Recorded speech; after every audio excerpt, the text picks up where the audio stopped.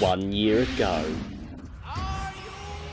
Through carnage and chaos, a new era was born on a 21st century battlefield. The most destructive robots ever seen battle to become the BashBots champion.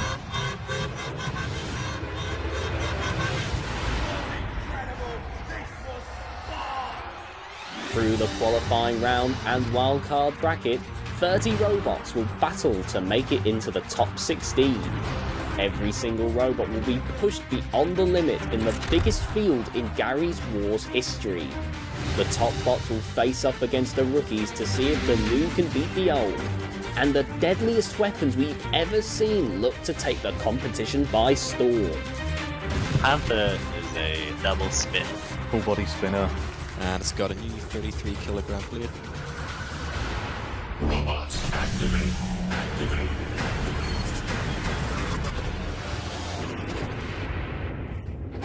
Now, the second season begins. An army of new contenders representing 12 different countries has emerged. Armed with new weaponry. Super cool and has a big axe. So Ursula is a tri-bar spinner. The flipper, it's quite a powerful flipper. These metal fighting machines only have one goal: to become the BashBots champion. It's time for the second coming. Okay, so last year I was with Dataflow. Roboteers, new and old, will collide. It's a rookie team. I shan't underestimate him. He's gonna die. You won't know what hit him. More bots, more fury, more glory. This is the return of the greatest Gmod robot combat tournament of all time. This is BashBots Season 2.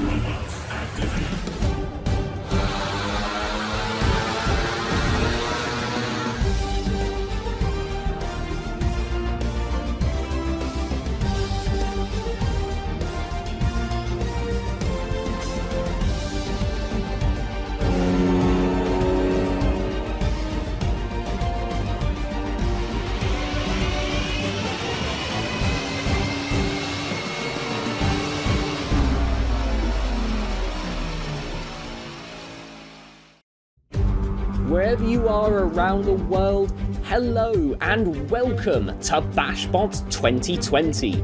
I am your host, the Dominus Ignis, and after months of preparation, the bots and the builders are back for a second season. Last year, 24 robots competed to become the BashBots champion. That was achieved by Sparks, driven by Jag and Tag. This year, 30 robots will battle it out to raise this trophy, the Giant Wrench, and etch their names in the history books as the BashBots Season 2 champion. Here's how the tournament works.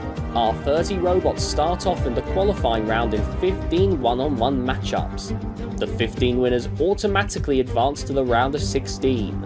The 15 losers will have to fight again in the wildcard bracket. They will be split into 5 freeway rumbles, the winners of which will move on to the wildcard final, a 5-way rumble to the death. The winner of this rumble joins the 15 winners of the qualifying round as the number 16 seed. From there, it's a straight single elimination bracket to the championship.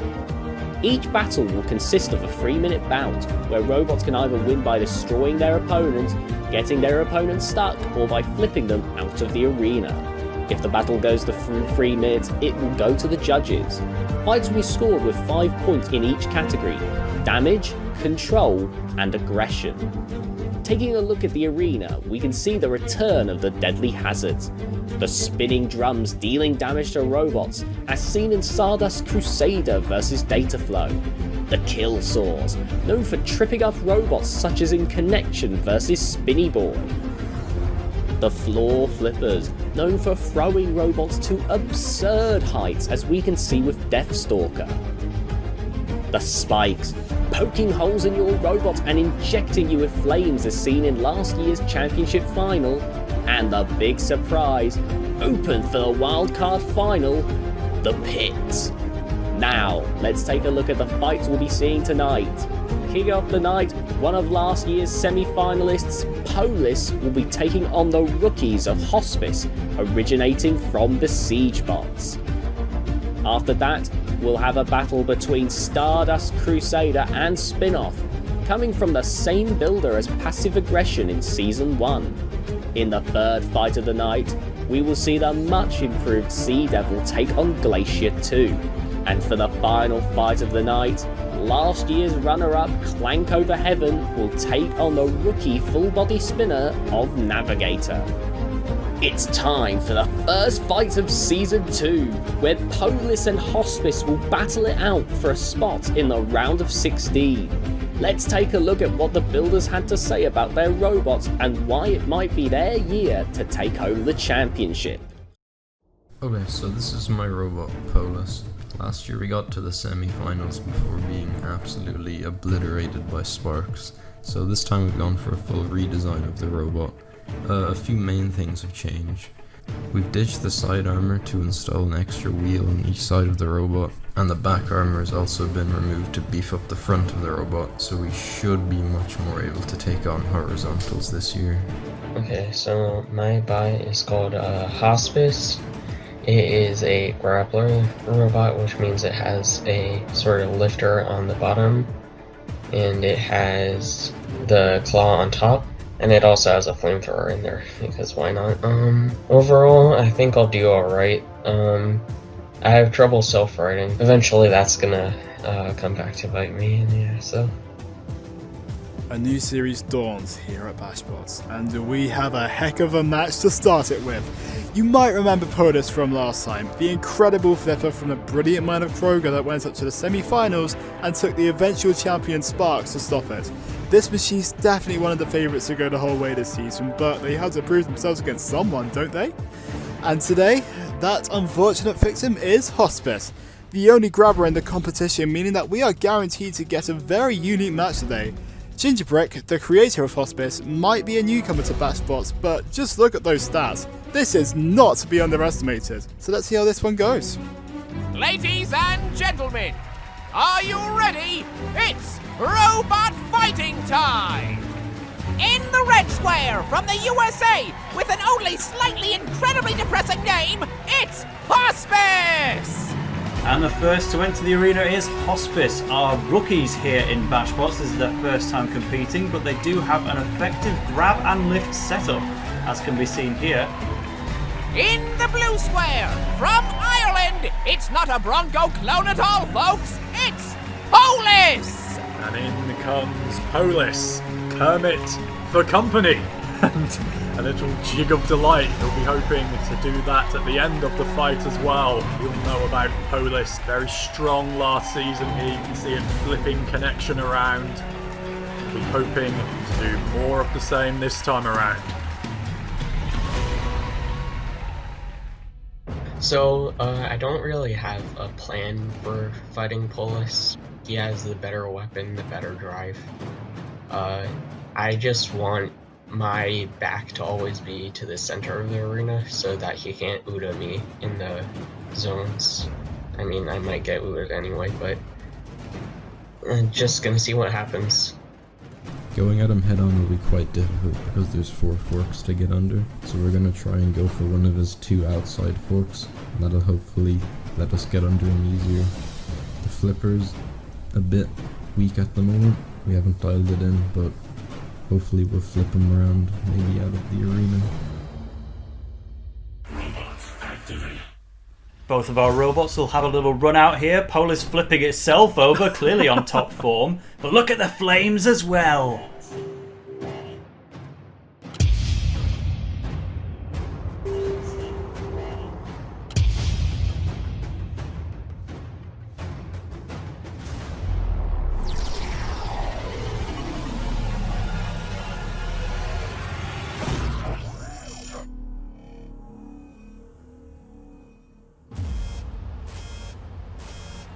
And it's lights out and away we go for BashBots Season 2, with both machines getting in each other's faces already, and a good quick flip from the big favourite here, Polis. Yeah, over it goes and into the grinder as well. This is not working out too great for the rookies. They have a nice little bit of ground clearance, but you can't beat the ground clearance of the arena floor, my friends.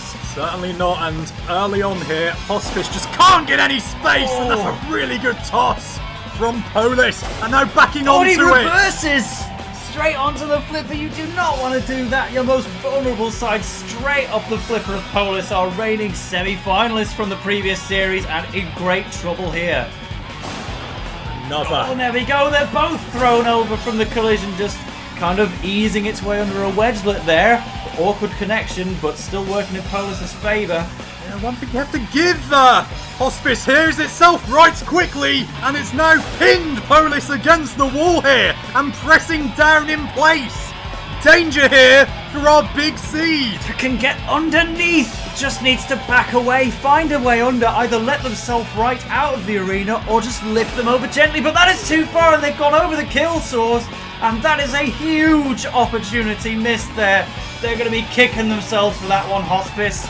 They could have been straight through over one of the favourites for this whole tournament, but the battle continues and now they're in danger. Certainly very, very close quarters stuff here, and fair play to Hospice for the most part, because it has come back into this fight, but that's not to say that it's still not sustaining flips here, and there are 3 back-to-back and a cartwheel too. Wow! Rebounding off the wall with huge amount of power, and now Polis again nipping one of the front wedgelets of Hospice, guiding it around the arena, and they found a way to throw it into the kill saws of the grinders.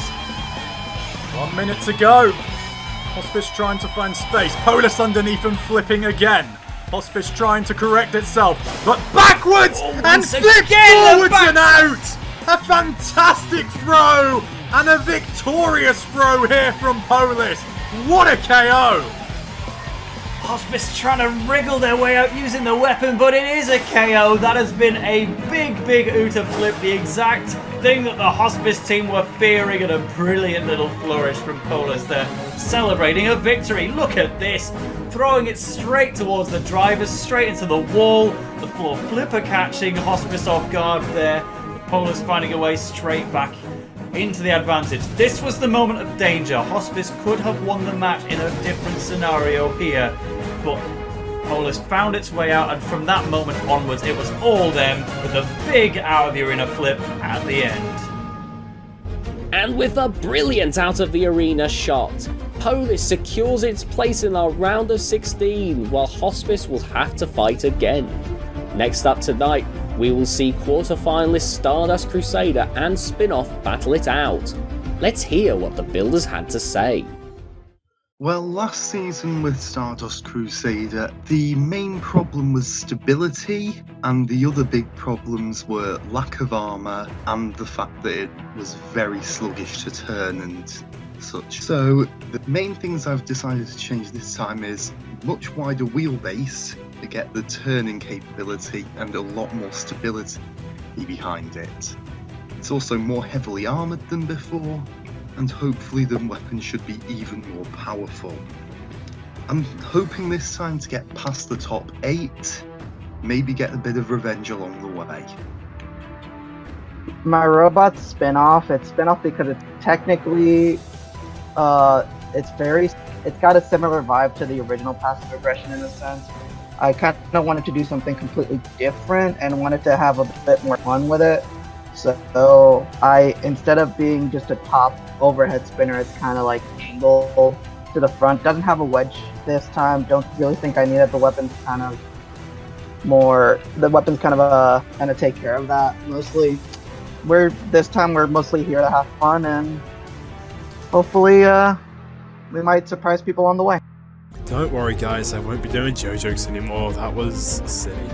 But anyway, Spin-Off comes crashing into the tournament from the minor Shadow, who gave us last season's passive aggression, coming from a round of 16 loss to Amethyst and sporting a nice looking bar that can really tear up the opposition. But on the other hand, Grim Stardust Crusader looks like it can do the exact same. Getting major attention after a huge upset last season where it took up the second seed Firewave to make the quarterfinals, Stardust is back with a far more stable design and what we can only hope is an even more powerful weapon. Was the upset just a fluke? Or is Stardust Crusader going to continue to beat the snot out of everyone as the championship approaches ever closer? Ladies and gentlemen, are you ready? It's robot fighting time! In the red square from the USA, it vaguely resembles Lego, it's Spin-Off!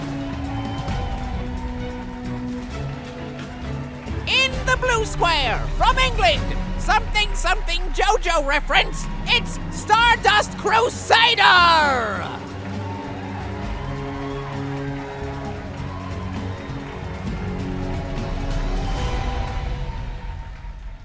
Okay, this strategy I'm going against Stardust Crusader. I'm going to try and do what I wanted to do last time in my second fight, which completely backfired on me, which is just go around the sides. Literally anywhere around the front. I don't know if my spinner is low enough to hit like the top armor, but I'm mostly going to focus around the sides and the back, hopefully.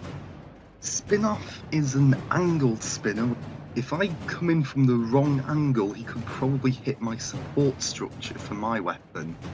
So for this fight, I'm going with my lightest bar, which allows me to use the heavier armor.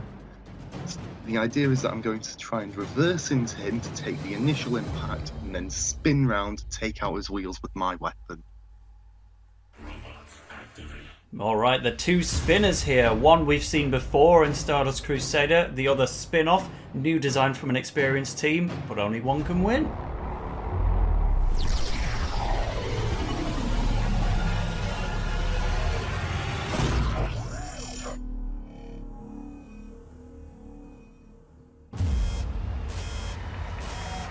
Well, it didn't take long for a spinner on spinner fight this season, did it?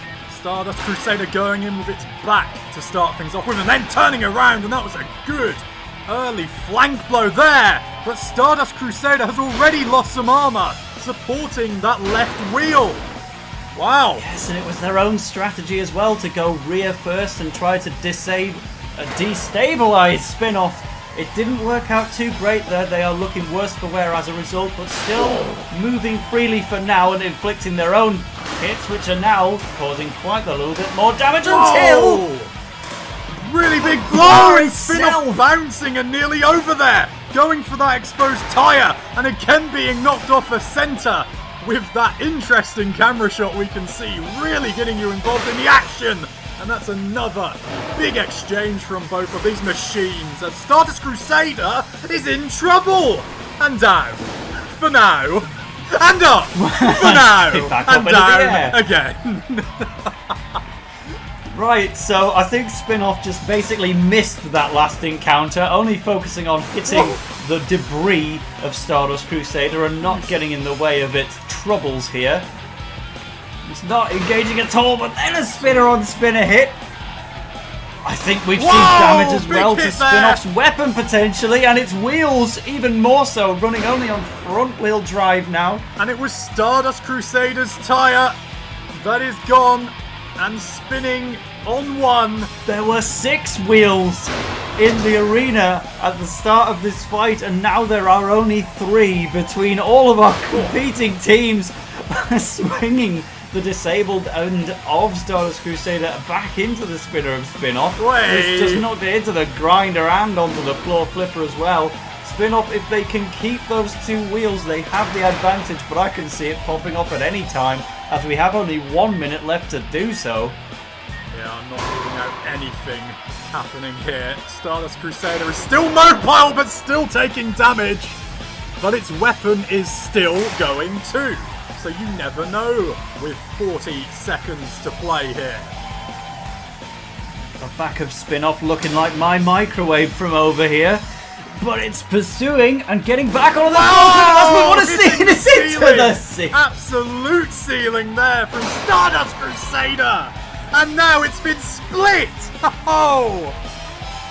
Yet more pieces coming off, and we get another rear view of the moving oven that is Spin-Off, but it gets closer and closer to what could be the final hit. There we go, it's actually backing away there. Do they realise that they've got this match done and dusted? Do they want to take it to the judges? That's going to be one more hit. We have time for one more. 3, 2, 1. That's going to be it. What an incredibly bizarre fight too. Wow. It certainly was Stardust Crusader there, taking the more relaxed approach at the end there. We see it was them going on the aggressive at the start, even ripping that wheel away.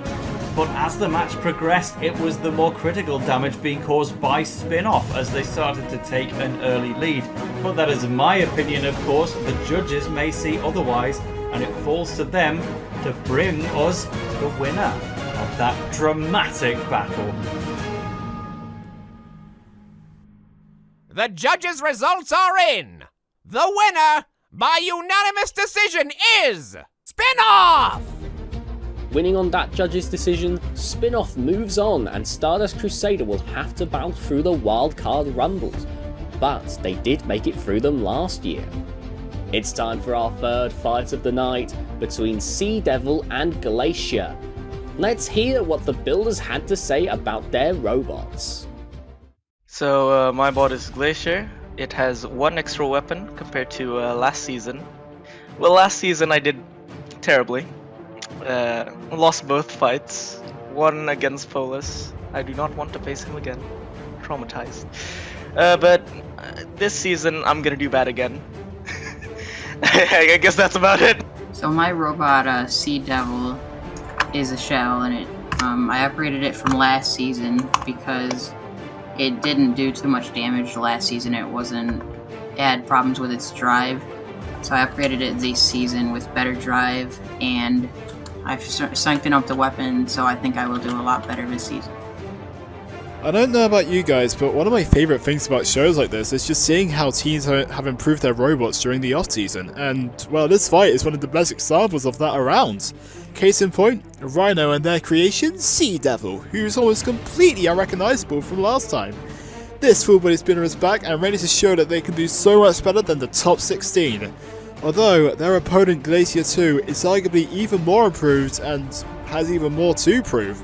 After an unfortunate battle in the qualifiers last year, returning with a proper lifting wedge and forks, this bumps the defense stat up to a nice 83, but looking at Sea Devil's insane 89 weapon stat and 93 in defense, Glacia's driver has to make every movement count just to be with a chance to win this one.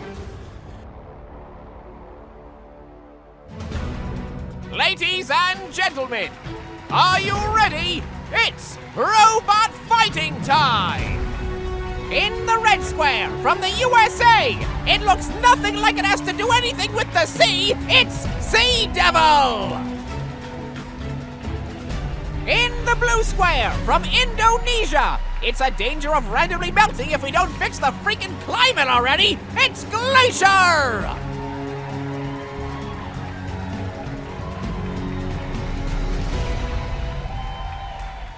So my strategy is to go around to his sides and hit his wheel guards until they break, or just hit his wheels, because that will disable his drive and make him a much easier target than he would be if he was undamaged. Last time I tried doing weird strategies, now I'm just gonna f***ing drive. Just drive is my strategy, f*** this shit. Very kind words from Jason there behind Glacia 2, representing Indonesia, man. Get your act together. Sea Devil looking prepared as well.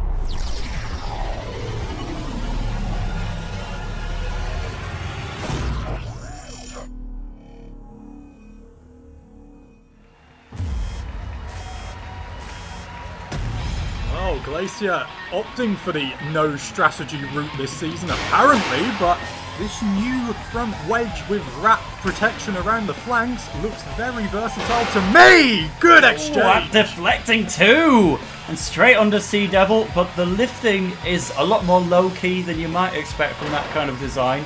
Just kind of tipping Sea Devil up instead of trying to throw it over. But that can work well if it's got the good control behind it, and so far I would say that it is! Whoa! Can Sea Devil right itself here? It's got the pole. Has it got the space to work in though? Now it does, can't flick itself over, and Glacia's on it again. Really strong start here. Oh, couldn't follow through with the flip, but that doesn't mean that Sea Devil isn't in trouble still. And it does flip back over indeed. Well, I was wondering if we were going to have to start a count. It was certainly moving around the arena, Not necessarily controlled movement, but here we go, it is back in the fray. Charging up the spinner to do a big hit, but it's also thrown itself over, and now that pole might even get stuck in the kill saws if they're unlucky. They are back over again. Certainly takes a while to get them over, but it does work, it seems, for now. Need to stop riding on top though and get into some space here, does Sea Devil. It certainly has some power about it. Now it just needs a bit of space to work in. Get up to speed. That's more like it! Like that! What an exchange! Whoa! But it is still unfortunate for them that Sea Devil has been thrown over and Glacia managing to find an advantage out of it again. They are looking a little slow all of a sudden. All the wheels are intact, but maybe suffering a little bit from that big impact. By bit, that wedge is being peeled open and the flank at the side is now completely exposed for a hit right behind the front of that plough. So that could pull it away even more and cause issues for Glacia 2 here. But now in the corner, which is danger for the Devil! Oh. That's actually a good flip. That's not an Uta zone over there unless you have a real power of throw about you. Clearly, Glacia is only going to be throwing Sea Devil out the arena if it deflects out. But it's not got anything to deflect off anymore! That's a huge impact from Sea Devil, who despite the fumbling at the beginning has to be in the lead now. Glacia is purely a box as it starts to lose its wheels. And another, bit by bit, blow by blow. One more for a KO. Sea Devil has suddenly gained a real head of steam here, and there's nothing that this box with a couple of arm things on top and a couple of wheels on one side can do anymore. 10 seconds to go, not that it matters. One wheel to go, not that it matters. Sea Devil well and truly the victor here. Wow! Well, it didn't look like it was going to be that way in the early stages, and it brings me much dismay to say we technically have to go to a judge's decision on this one, but I don't think there's any room for doubt, so let's just have a look at the chaos. Starting off with Sea Devil was deflecting all over the place, struggling to get its bearings, but once it had started to and completed tearing away the front of Glacia 2, all that remained was the wheels, and in a 30-second period they removed 5 of the 6, completely taking out its opponent, only saved by the bell. The results from the judges are in. The winner by unanimous decision is Sea Devil! And with a decisive victory in a judge's decision, Sea Devil moves on to the next round. Glacia will have to fight again in the wildcard bracket to stay in the competition. Now it's time for our final fight of the night. Last year's second place finisher Clank over Heaven will be taking on Navigator. Let's hear what the builders had to say. So last season Clank Requiem got second place. This season we're back with Clank over Heaven, essentially an improved version of the last robot in every way. So we're hoping to go that one extra step further this time. We're going for the gold. Full body spinner.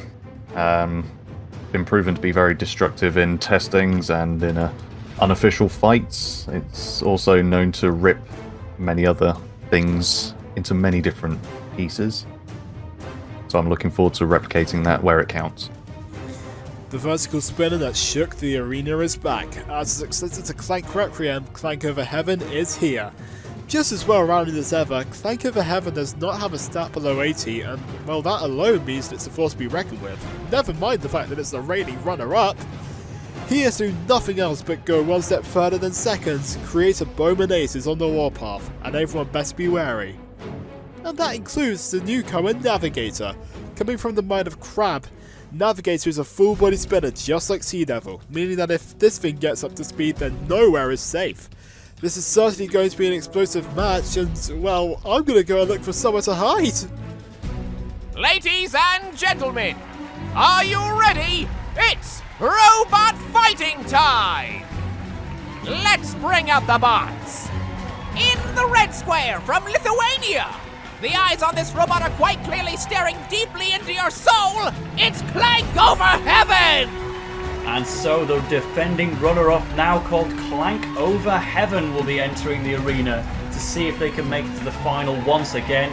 In the blue square, from England, it's the least functional compass on the planet. It's Navigator! And its opponent here, Navigator. And if you'll excuse the rather generic usage of a segue here, it will be hoping to navigate its way through, just as it did here earlier on with some big blows and some power to its body. But it's a different task against Clank over Heaven. Normally for the opponents, it's hell. Okay, so basically, I'm gonna run into this man. He's gonna die. You won't know what hit him. That's my epic strategy. Well, he's the second seed, and I'm a little bit nervous about that, but should be a walk in the park. Seems a little bit unstable when he's turning, so I guess I can use that to my advantage. But this should be a nice, easy fight, but I'm still nervous. So before the fight, what on earth are you doing, Clank over Heaven? It's not the strategy you'd expect.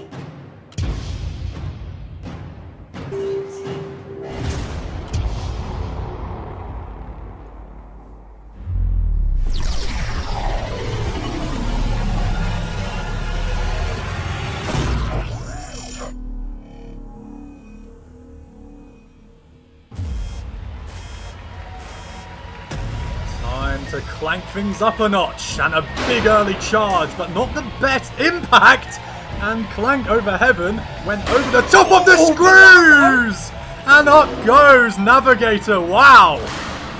And already a wheel missing from the bottom of Navigator as well. They've got another 5. They should be fine for the time being. But after that initial problem, Clank has been taking the lead. But now, a perfect somersault back onto its wheels.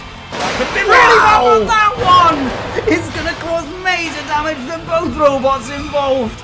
Navigator can't even get his wheels back on the ground, and they're already off and away again. Clank Requiem was powerful last season, but the power levels here displayed early on from Clank over Heaven might be a level up from even that. Good little clip there. Now we're waiting for another big blow. Is it here? No. Just sizing it up though, trying to get underneath and clipping some more of those wheels, and it's flipped itself over now as Clank over Heaven! Yes indeed, but now we're actually starting to see a little bit more of what Navigator's weapon can do. They're coming off worse in most of these exchanges, but there is the odd one that will flip Clank over Heaven over. And they are steadily inflicting a bit of damage on that wedge, but still so sturdy on the front of Clank over Heaven. They're definitely holding a big lead as they go for another massive slam. And twists and turns in midair from Navigator. Incredibly though, this full body spinner is still working. And apart from the wheel damage, the body is rather unbruised. And still it ticks on, looking for its moment of danger. Oh my goodness. You don't want to be hanging around near the outer corner of this arena though. Get away from there as quick as you can, which it has, and has actually delivered a hit of its own there. Well, very interesting. With 1 minute to go, this fight has absolutely flashed by so far. And slowly but surely, Navigator has grounded itself and kept itself into this fight, and that's a really good damaging hit there, as it knocked Clank over Heaven to the side before being flipped up again. Whilst I would suggest